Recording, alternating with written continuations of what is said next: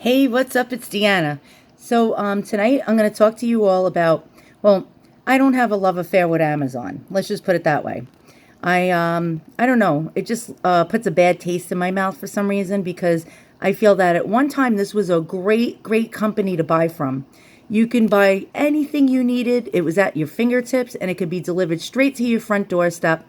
And it was a phenomenal company. But lately, Amazon has been disappointing me.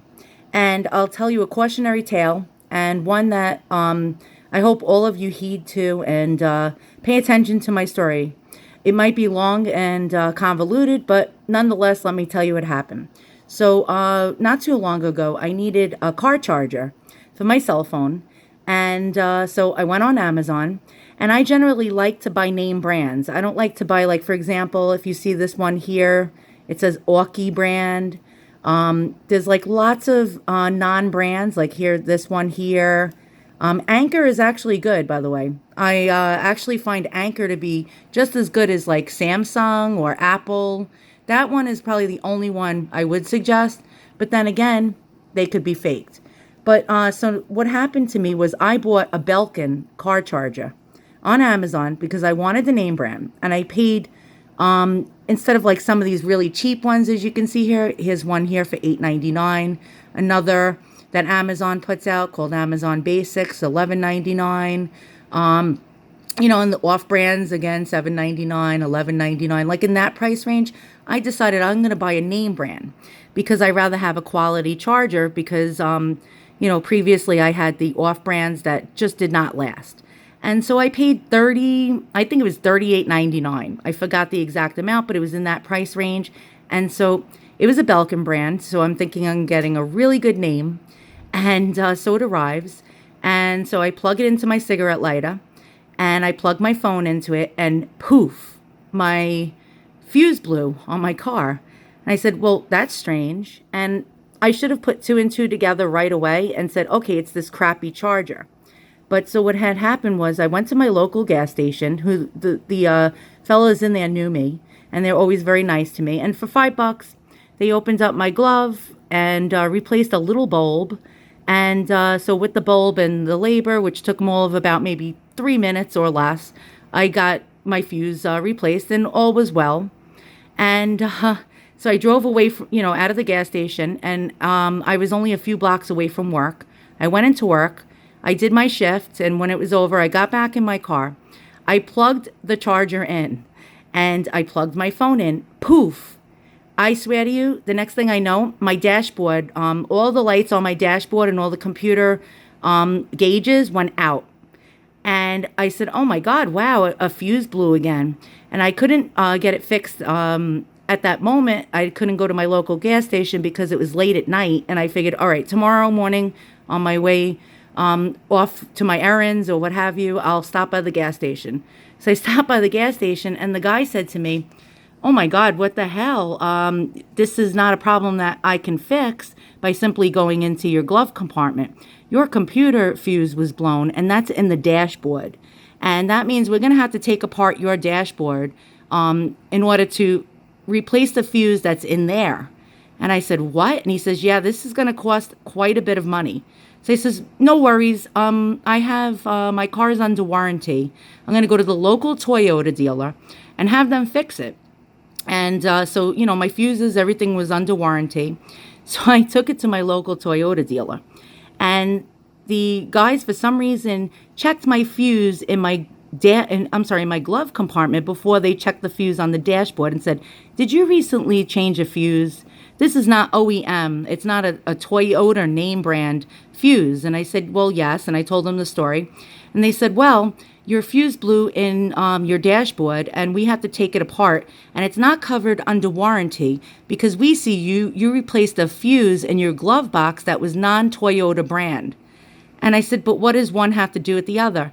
And they said, well, it could have been the cause of the fact that that your fuse blew and like in the dashboard. So we're going to have to charge you $250 for labor and parts, and that's not including tax. And I said, are you kidding me? And he said, no, I'm sorry, ma'am. That's it's not under warranty, and I was fuming. So I said, well, I need to get a second opinion. And so I took, I called my husband, and my husband was like irate. And he's like, well, no radio for you, no gauges. I'm not paying that amount of money. He is a little bit of a cheapskate. I love him and everything. But so I said, well, let me take it to another gas station. So I actually took it back to the original gas station. And they said it was ludicrous that Toyota wouldn't cover because they used a fuse, a second party fuse in my glove compartment. He said that, well, that's what they try to do to get around the warranty so they could charge you. And he said to me, the guy said to me, let me take a look at the charger. I have a feeling it's that charger. And he had some kind of like gauge, and he checked it's like a meter. And he checked and he says, oh my God, he's like, this is all over the place. He said, it's a faulty charger. And so I was like, wait, what the hell? He says, I bet you this is counterfeit. He goes, this happens all the time.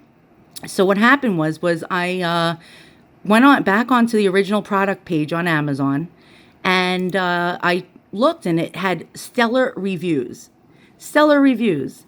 And by the way, it was sold and fulfilled by Amazon. It wasn't a third-party seller selling it. And all of a sudden, I noticed in one day alone, it had like 30 different negative reviews saying it blew their fuse in their car.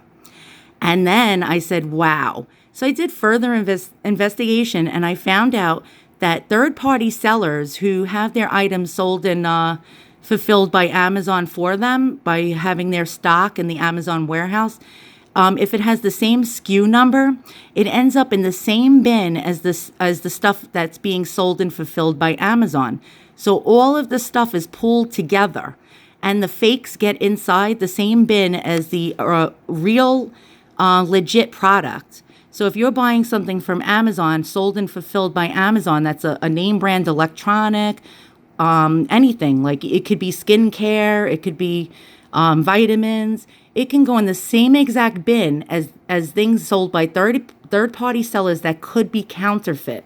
So it was a very expensive lesson. My husband ended up paying for it because I told him I wasn't going to drive my car if it was dangerous, because it had no gauge to tell me how fast I was going or if I needed gas.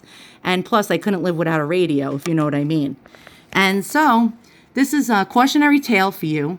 I also I contacted Amazon with my problem, and they basically told me, well, we'll give you a free month of Prime and your money back if you mail the faulty part back.